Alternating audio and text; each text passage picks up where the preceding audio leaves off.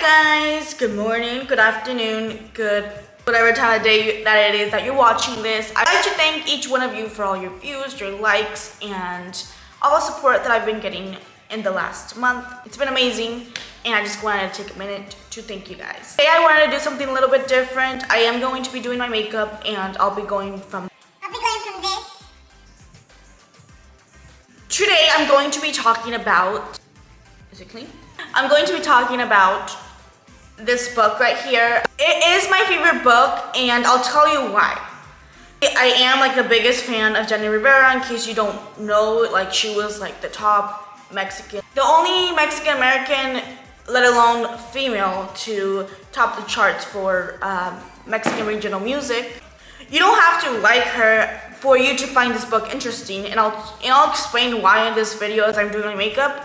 Please tag along, and why I think you guys should read it and check it out. Starting off, I am going to be talking about just like kind of like a backup story. She's from Long Beach, California. Her mom was from Sonora, Mexico, and her dad was is from Jalisco, Mexico. So she is Mexican American. This is her autobiography, and I want to say autobiography because I mean, there's a lot of like mixed reviews on if it should be considered an autobiography, because it is from like her diary that she would carry when she was on tour. She died at the age of 43, so basically she never actually published the autobiography. It was like her family that published it. So I say that most of the book, it does come from her. Her family basically said that they just kind of finished off the last few chapters. That just seems a little sketchy to me, to be quite honest with you guys. The book doesn't really start off by her exactly describing her childhood. The first chapter is actually about when she got sexually abused, which is like really like a really big shock. How she got sexually abused after a concert at a local club when, you know, she wasn't that famous, but she was kind of. It's a really strong chapter. Like there's so many mini stories like these out there. Women keep quiet because she for years didn't tell. She never told her husband at the time, who was Juan Lopez. She never told him what had happened. He had been in jail at that time. So she never told him what had happened.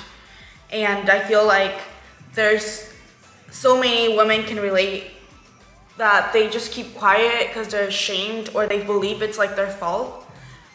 You know, this book can kind of just make you feel like, oh, like that happened to me, and I'm reading it in this like really popular book, and I feel like I can talk about it, or there's a voice out there for me that, you know, she stepped out of there and decided to write about this. And let me tell you, this book is not going to get any easier. Oh, I must be like unlucky in this life, and this life can get so hard, right?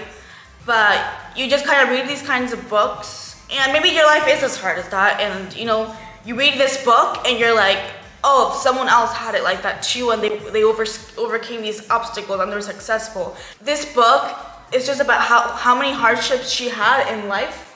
What am I doing? About all the hardships a woman, what she had to do to overcome all the obstacles in her life. It empowers you, and it kind of like motivates you to be like, okay, like I can get through this problem. This book really did, you know, make me feel like no problem is too big of a problem in life.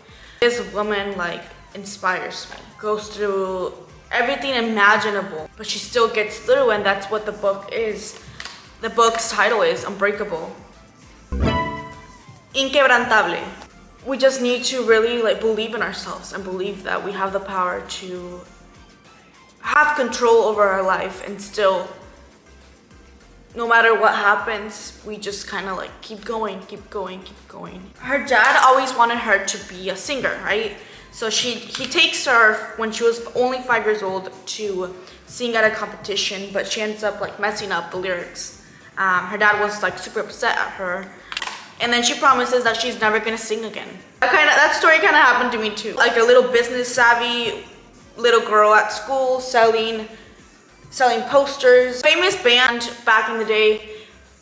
Up till the age of 14, siblings. Jenni has 2 older, 3 younger siblings, and basically one of the older siblings has this friend, so you know how it is. And especially at that age, you know, you just kind of like believe in your little Prince Charming, and you know, anything really can make you fall in love. Yeah, so she starts seeing this guy, and obviously she wasn't allowed to date until she was after 15, and if you're Mexican or you're Latino, like, this is kind of like a more popular rule.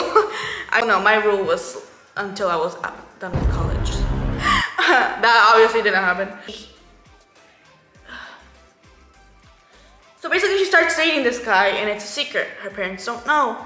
And she's right here. She goes to drive-ins, and you know, things get a little bit smoky, and 2 weeks later she finds out she's pregnant. You know, she's only 14. Going on, this guy turns like a total, like, I can't even say this word on here, but he turns completely different. In Mexican culture, back in the day, mostly, you have to go with that person. You have to go and stay with him. Like, you're his now, or you're the wife now. You're supposed to like make a family for that baby.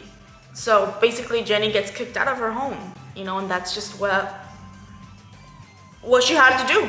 Wow. So she explains in the following chapters how their relationship was abusive. States it in her book that she was also not, you know, the full victim, because she defended herself and she hit him back, and there was like domestic abuse going on in their home.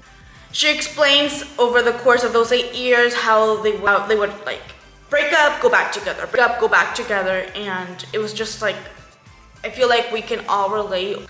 You know, some people just like, they want to stay with their kids' dad because they feel like they should, because they're supposed to make a family, they're supposed to make it work. That was her mentality at that moment. She wanted to make it work just like her mom made it work. Chapter, she just goes in detail on what made her come back each time and then get pregnant again. So they have like 3 kids in total. She had to go live in a garage with her 3-year-old, and now she was pregnant with the second one. One moment that really got me was when she said that she'd be laying in her bed, obviously, telling her little girl like, oh, like, don't worry, one day we're gonna live in a mansion and everything's gonna be okay.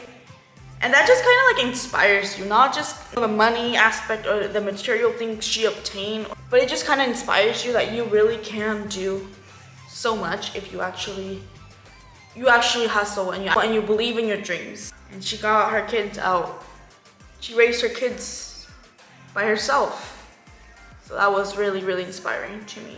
So she graduated high school despite her first husband, not wanting her to, because she had to be a wife and she had to be a mother and she had to stay in the house with her kids. But she was like, no, I'm gonna be something. I'm gonna do it. And he would hit her and he would rip her homework. She's like, no, that's not gonna stop me. And you know, if that's not willpower, I don't know what it is. She finished high school, college like that. She went into real estate. She was doing really good. She bought her first house at the age of 22, I think, which is like, doing all these boss moves. He's kind of jealous of her, like, of everything she has gotten together, but he kind of wants to take some credit, right? He wants to be with her now. That was when he hit her the last time.